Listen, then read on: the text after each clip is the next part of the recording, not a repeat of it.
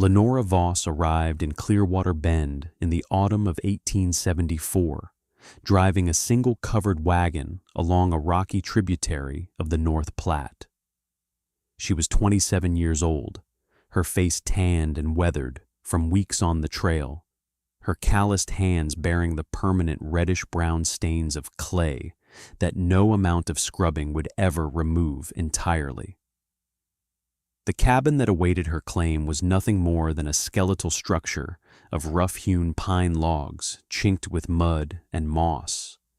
A common enough homestead building, sturdy enough for the mild seasons, but designed by men who had never truly contemplated the ferocity of a Wyoming winter or understood the principles governing heat and thermal conductivity.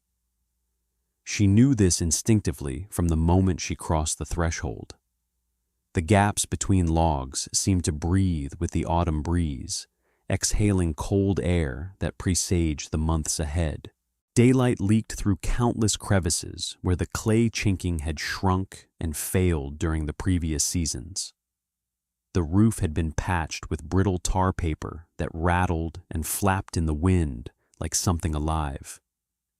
A cast-iron stove, blackened with age and use, sat cold in the corner of the main room, its pipe disappearing into a rough stone chimney that had been constructed without apparent regard for proper draft or thermal efficiency. Lenora stood in the center of the empty cabin, hands on her hips, and felt something that might have been fear or might have been determination. Perhaps both emotions coexisted in that moment. The cabin reminded her of every building she had encountered since leaving Cincinnati 6 months prior. Structures designed by people who understood commerce and carpentry, but who possessed no knowledge of the true nature of heat, of thermal mass, of the relationship between materials and temperature, of how carefully selected materials could be made to work for you if you understood their essential properties. Her father would have wept at the quality of the construction, would have despaired at the fundamental ignorance it represented.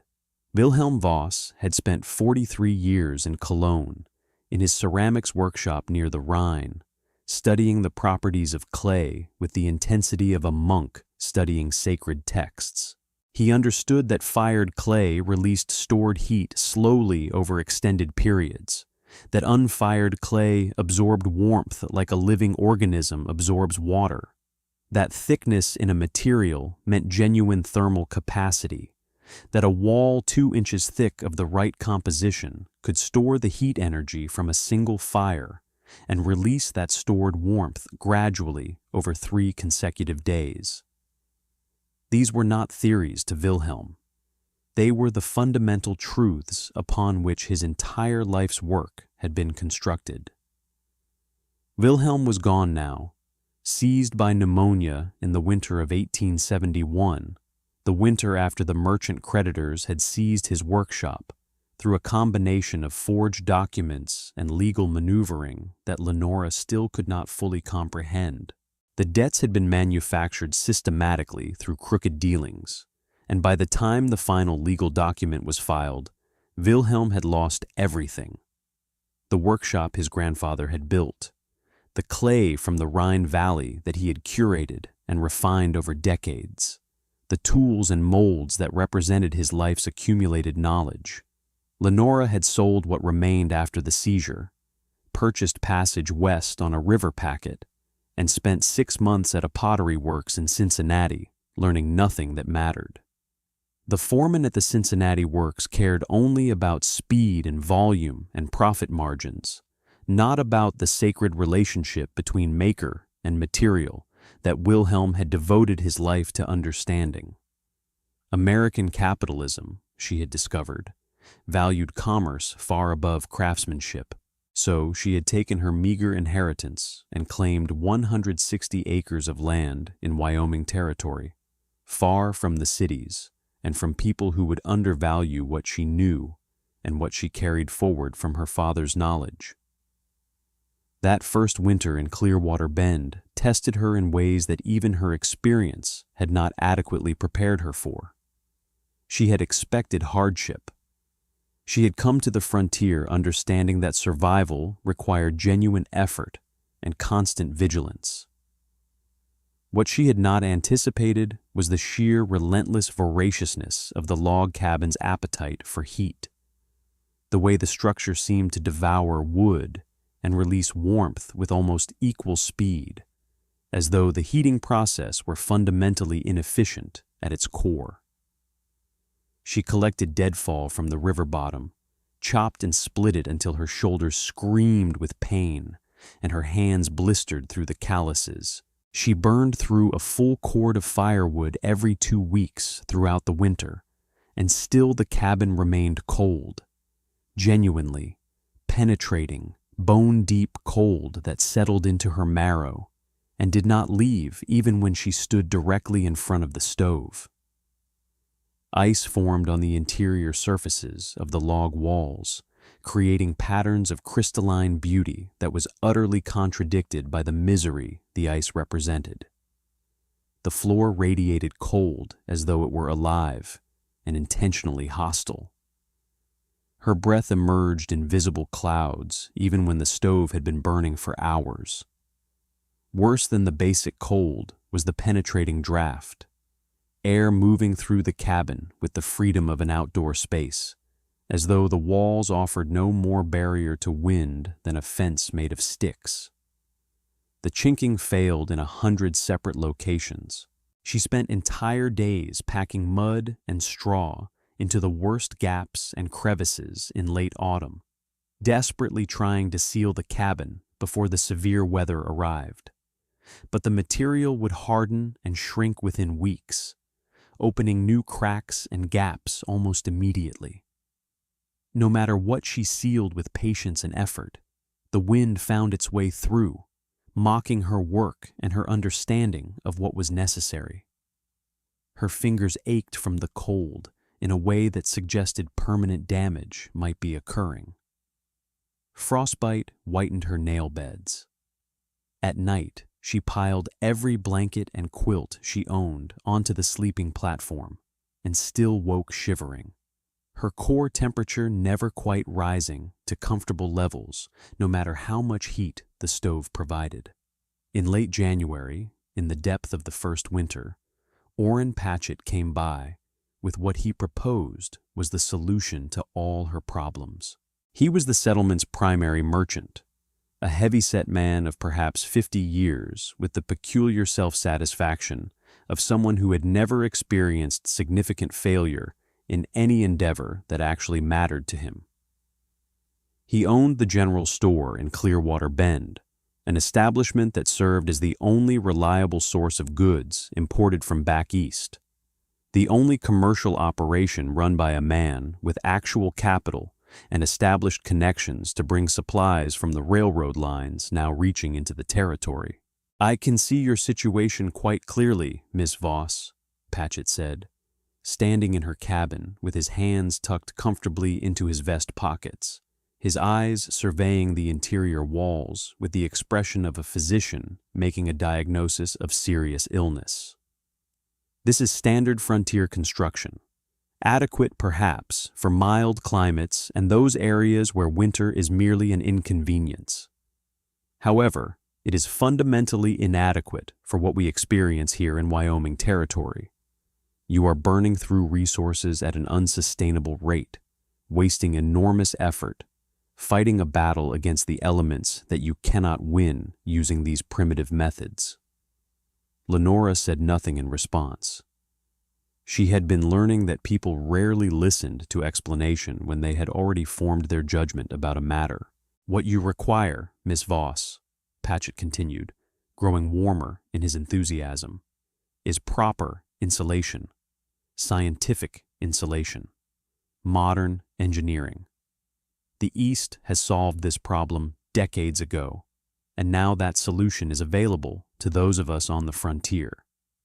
I import genuine tar paper, authentic British tar paper, the finest available in the market, and first-rate felt batting, which when layered properly creates a thermal barrier of genuine efficacy. The engineering is sound. The physics is established. Your log walls would be wrapped in multiple layers of this material. The air gaps that now plague your cabin would be eliminated. The heat would remain inside where it belongs, rather than escaping through the countless vulnerabilities in your current construction. "What is the cost?" Lenora asked, though she suspected she would not like the answer. Patchett named a figure that made her jaw tighten. It was considerably more than she could afford to spend on a single project. The cost represented 2 years of careful saving. "I can extend credit," he said, with the magnanimity of a banker granting a loan to a supplicant, "if your financial circumstances do not permit immediate payment. This is a wise investment in your own survival and comfort." She thanked him politely and declined. Patchett departed with the bearing of a man who had made an offer of genuine generosity and found it rejected by an ungrateful recipient who simply did not understand her own best interests. That night, sitting in the cold darkness of her cabin, Lenora lay under her quilts and thought about her father's workshop in Cologne, the workshop that was gone forever. She remembered the smell of clay, a mineral and organic scent simultaneously, like earth merged with water, merged with something ancient and primal and eternal. She remembered watching Wilhelm select clay from different suppliers with exacting standards, testing the thermal properties of various mixtures with meticulous care, experimenting with additives and thickness, keeping detailed notes about how different compositions responded to heating and cooling cycles. He had understood the relationship between material and heat the way other men understood language. She remembered him explaining to a customer in his careful German-accented way why a clay-lined oven retained heat differently than a stone oven, how the clay absorbed warmth throughout the day as fire burned within it, gradually heating the material from the surface down into its depths, and then released that warmth gently and steadily and persistently through the evening and night, maintaining a temperature perfect for slow roasting that would take 12 hours or more. The thermal mass was the key. Material thickness meant stored energy. Understanding the nature of the material meant understanding how to make that stored energy work for you. The revelation came to her in the quiet darkness with the force of something she had somehow always known at a level below conscious thought. The principle that governed ceramic ovens applied to buildings with identical force. Her father's lifetime of knowledge about thermal mass and the properties of clay, when properly prepared, could be applied to her cabin walls. Thick clay, properly processed, properly applied, would transform her structure from a ventilated timber box into a thermal mass structure that could store and release heat like her father's ovens had done. The clay would absorb the heat from her stove during the 4 hours she burned it each evening. During the remaining 20 hours while the fire was out, that clay would continue to radiate the stored warmth back into the room, maintaining comfortable temperatures. It would not be magical, but it would be physical, grounded in observable properties of materials, based in the fundamental sciences that Wilhelm had spent his life understanding. Spring came slowly to Wyoming Territory. Lenora waited until the ground thawed sufficiently to allow digging, and then she began the patient work of excavating clay from the riverbank. She selected a location where the earth was exposed in clean vertical walls after winter erosion. Pure reddish-brown material, unmarred by stones or vegetation. She dug methodically with a spade and a pick, loading clay into wooden buckets and carrying them to her cabin site in dozens of trips. For 6 weeks, from late April through early June, she devoted every available hour to this excavation work. Her hands grew raw and blistered. Mud caked her clothing and her hair. The bucket handles left deep grooves in her palms that ached even when she was not working. Processing the clay required extraordinary patience. She spread it in shallow beds to dry over several weeks, broke the dried material into smaller chunks, then ground it into powder using a heavy maul and a flat stone set upon another stone. The powder needed to be carefully screened to remove stones and root fragments. Then came the tempering, the crucial step that Wilhelm had taught her when she was young, the knowledge he had emphasized repeatedly because he understood that proper tempering meant the difference between success and failure. She collected dried prairie grass from the year before, chopped it into lengths of 2 to 3 inches with a hatchet and a block of wood, and mixed it thoroughly with the clay powder and water to form a workable paste. The fiber reinforcement would prevent the thick layers from cracking and shattering as they dried. Without it, the clay would split into dozens of pieces, rendering the entire structure unstable. With proper fiber distribution, the material would cure as a monolithic mass, each fiber holding the clay together like thread in fabric. By early July, she had prepared thousands of pounds of clay plaster. The material sat in substantial heaps, covered with damp burlap to maintain moisture during the hot days. She had also constructed a framework of willow branches bound together with twine, a lath system that would serve as the base for the ceiling plaster, allowing her to apply clay overhead without it collapsing under its own weight.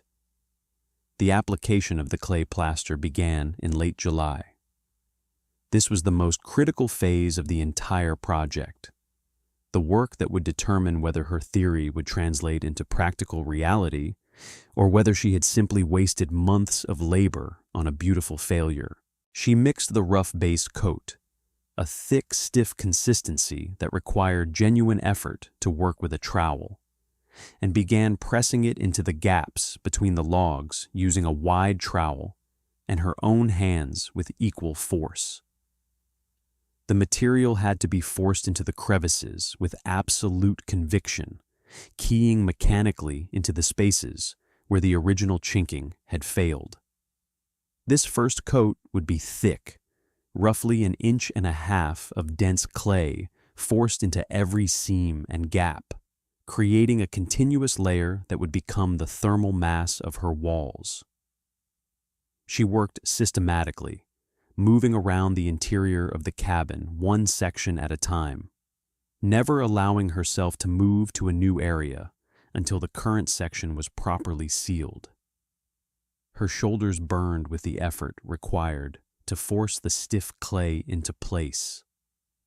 Her hands became perpetually damp and wrinkled. The smell of river clay filled the small space, earthy, mineral, almost metallic, a smell that reminded her powerfully of her father's workshop, of standing in that space while Wilhelm worked, learning through observation and occasional instruction. The material was heavy, required constant pressure to apply properly, and progressed more slowly than she had anticipated. There were days when she could cover only 12 feet of wall before her arms refused further work. She would rest, eat, drink water, and then resume, pushing through the fatigue because she understood that the quality of this work was non-negotiable. By the end of August, the rough base coat covered every interior surface, walls, ceiling on its willow-withe framework, and the reveals around the window and door openings. The finish was crude, bumpy, textured where her hands and trowel had left marks. The cabin looked primitive, covered in what appeared to be dried mud. It resembled a dwelling from centuries past, something constructed before the concept of modern building techniques existed, before commercial products, before anyone understood insulation or scientific approaches to construction. 2 weeks of drying followed. Lenora forced herself to wait, fought the constant urge to hurry the process. Premature finishing before the base coat had fully cured would trap moisture within it, leading to failure and cracking that would destroy everything. She used the time to prepare the final finish coat. Finer clay, more carefully screened to remove even small stones, with a smaller proportion of fiber reinforcement, since this final layer would not bear the same mechanical stress as the base coat. In mid-September, she applied the finish coat with the care of an artist. This layer was thinner, perhaps half an inch, more refined in its composition and appearance. She smoothed it carefully with a wet hand, trying to create as uniform a surface as possible. Her father would never have approved of the imperfection. Wilhelm would have wanted a perfectly even, beautifully finished surface that would have made him proud. But this was adequate. Function mattered more than aesthetics in the frontier. The surface finish was sufficient. By the time the first frosts arrived in late October, the entire interior of the cabin was encased in 2 full inches of river clay plaster. Every wall, every ceiling surface, every window frame surround. The fireplace, the most critical location for heat storage, received even more material, 4 inches of carefully applied clay that would absorb the concentrated heat from the fire and release it gradually over the following days. Orrin Patchett visited in late September, ostensibly to check on her condition and offer additional assistance. He stood in the doorway of her cabin, looked at the muddy interior walls, and began to laugh, not cruelly, but with genuine amusement. "My God, Miss Voss, you have plastered the place with riverbank mud. This is remarkable, primitive, certainly. Rather like watching someone construct a dwelling exactly as their ancestors might have, before civilization brought proper materials and scientific understanding. This will crack terribly as it dries further. It will attract vermin, insects, rodents, all manner of creatures that shelter in clay. It will weaken the logs beneath by trapping moisture against the wood. It is well-intentioned, I am certain, but it is ultimately futile. When winter arrives and the reality of our climate becomes apparent, you will see the error of this approach." Lenora said nothing. She had learned through experience that people rarely listened to explanation when they had already formed their judgment. Argument would only entrench Patchett further in his conviction. The autumn cold snap came early that year, the first week of October, bringing temperatures that dropped to the 30s at night. Lenora fired her stove for approximately 4 hours each evening, burning split pine that crackled and radiated heat into the room with visible force. At 6 o'clock in the evening, she raked the fire to the back of the stove and closed the draft carefully, allowing the heat to die down gradually. By 8 o'clock, the flames had extinguished completely. The stove sat dark and cooling, releasing its final stores of warmth into the surrounding material. She waited. The cabin remained warm. Not toasty, not comfortable in the way a room with an active fire was comfortable, but genuinely warm. A sustained, steady warmth that seemed to come from the clay walls themselves, as though the material was alive and breathing warmth. The material had absorbed the fire's heat and was releasing it back into the room, continuing to radiate warmth through the evening hours. She sat on her bed, wrapped in a shawl for comfort rather than necessity, and felt the heat continue to flow from the walls around her. At midnight, fully 18 hours after the fire had died, the cabin was still warm. Perhaps 60 degrees, she estimated. At dawn, 20 hours after the fire had extinguished, the interior temperature had dropped to the mid-50s, still comfortable, still requiring no additional firing. She fired the stove again that evening, and the cycle began anew. For the next week and beyond, she repeated this experiment deliberately and carefully, testing and retesting the limits of the clay thermal mass system with scientific precision. Each time, the walls performed identically and reliably. Fire for 4 hours in the evening, heat storage through the evening, the night, and into the next morning. Sometimes the effect lasted even into the afternoon, maintaining comfort for 36 hours without additional fire. 50 degrees at the end, but 50 degrees was livable without supplementary heat.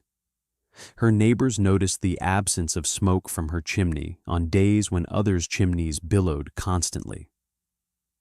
Thomas Brennan, who ranched the adjacent claim and had become a casual acquaintance, commented on her apparent absence of heating. "Are you not heating the place properly?" he asked, his tone suggesting he thought she was failing at one of the most basic requirements of frontier survival. "Your chimney is dark for days at a time. This seems dangerous." "The walls store heat," she explained carefully, understanding that her statement would sound absurd to someone without her background. "Clay has thermal mass. A fire in the morning provides heat for the entire day. I do not need to burn continuously." Thomas looked skeptical, the way people look skeptical when someone proposes something that contradicts their lived experience.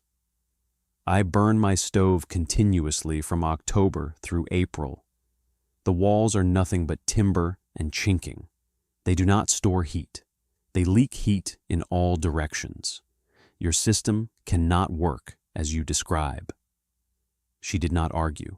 She simply continued to demonstrate the principle daily, knowing that proof would be more eloquent than explanation. When January came, the demonstration became undeniable and devastating in its clarity. The cold snap struck on the second week of January with the force of a physical assault. Temperatures plummeted to -25 degrees, then -30, then to depths that froze the river partially solid and turned breath into ice crystals within a foot of the mouth.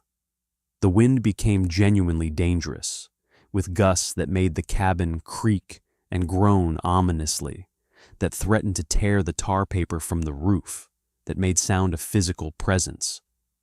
Lenora's neighbors burned their firewood at a rate that verged on panic.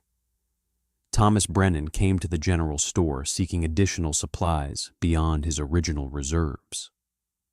William Harker, who ran a small freight operation in the valley, used nearly twice the wood he had burned in previous winters. The settlement's residents accepted the cold as the price of living on the frontier, and they paid that price through relentless, exhausting effort, through constant feeding of fires, through cold that never truly left their bones, even when standing directly before the stove. Lenora's cabin remained warm. She fired the stove every third day, morning fires that burned for 4 hours, then died to coals, releasing heat to the walls and then to the room through the following 3 days. While the thermometer outside read -30 degrees, her interior walls continued to absorb and release heat from that single fire. The thermal mass in the clay was so substantial that the stored warmth lasted 72 hours before dropping below 50 degrees and requiring another firing. The difference in firewood consumption was dramatic and unmistakable. She used half the wood that anyone else required. While her neighbors went through 10 cords for the winter, she had used only 5. While they were cold constantly, circling close to their stoves, maintaining near-permanent proximity to heat, she could move freely through her cabin in comfort, could sit and read or work without shivering, could sleep without piling every available blanket on her sleeping platform. Orrin Patchett's own cabin grew cold by the 3rd week of January. The tar paper and felt batting he had installed with such confidence did nothing to address the fundamental problem. Insulation prevented heat loss when heat existed in the first place, The materials slowed the escape of warmth into the cold outside. But a poorly insulated cabin with a constantly burning fire remained warm through sheer force of applied energy. A cabin with Patchett's commercial insulation, but with standard timber walls without thermal mass, had no substance to hold the heat of a few hours of fire. The structure could not store warmth. It could only retain warmth that was actively being generated, and that retention was imperfect at best. Patchett burned through his own firewood supplies rapidly. By early February, he approached other settlers seeking to purchase additional quantities. He found none to spare. Everyone was rationing carefully, having underestimated how much fuel would be necessary. No one had surplus to sell. On a morning when the temperature had settled stubbornly at -28 degrees and had remained there for 3 consecutive days, Patchett came to Lenora's cabin. He did not explain the purpose of his visit, but she understood immediately from his face that something had broken in his conviction about the superiority of his commercial products. She invited him inside. The cabin was warm, genuinely warm, persistently warm, despite the brutal cold outside that had crippled his own dwelling and forced him to move through life in a state of near constant discomfort. The clay walls radiated a gentle, persistent warmth that seemed to come from within the material itself. Patchett removed his heavy coat after only a few minutes of standing in the space, something he would not have been able to do in his own cabin, where temperatures remained barely above freezing, even when huddled next to the stove. He stepped forward and placed his hand against the wall. The clay was warm to the touch, not hot, not burning, but unmistakably warm, retaining heat and releasing it gently. He held his palm there for a long time, feeling the warmth radiating into his fingers. Hours had passed since the fire had been last lit. The fire had burned only 4 hours that morning, yet the walls continued to release the warmth they had absorbed, continuing to maintain comfort in the room. "How long has it been since you fired the stove?" Patchett asked quietly, his previous certainty absent from his voice. "Since dawn, approximately 9 hours now." He closed his eyes. She watched understanding arrive on his face like a change in weather, like a shift in wind direction that transforms the entire atmosphere and the landscape. This was not primitive construction born of ignorance and limitation. This was engineering, genuine engineering, grounded in scientific principles he had not understood, using materials available everywhere without cost, requiring no imported products, no capital, no dependence on his supply chain or his profit margins. The vindication Lenora felt was not triumph in the conventional sense. It was something quieter, something deeper and more meaningful. The satisfaction of having been right about something that genuinely mattered for survival, of having proven a principle of physics and material science through stubborn effort and knowledge inherited from her father, of having demonstrated conclusively that understanding materials and respecting their properties could triumph over commerce and convenience and marketing.